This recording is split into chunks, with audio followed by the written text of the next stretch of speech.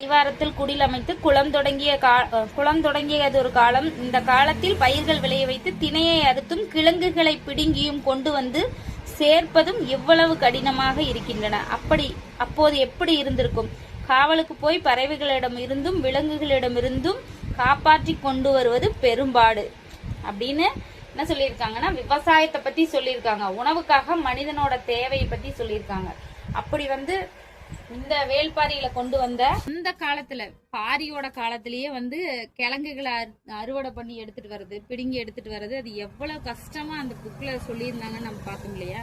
ஆனா இப்ப அப்படி கிடையாது. நம்ம மனசு வச்சோம்னா எந்த ஒரு செடியாகட்டும் எந்த ஒரு மரமாகட்டும் ஈஸியா நம்ம மனசு வச்சா இப்ப அந்த காலகட்டம் மாறிடுச்சு.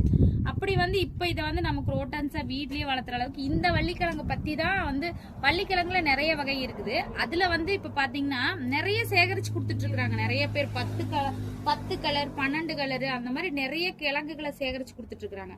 ஆனா இன்னைக்கு ரொம்ப ஈஸியா இதெல்லாம் நம்ம வீட்லயே வளர்த்தக்கூடிய அளவுக்கு காலம் மருவி இருக்குது.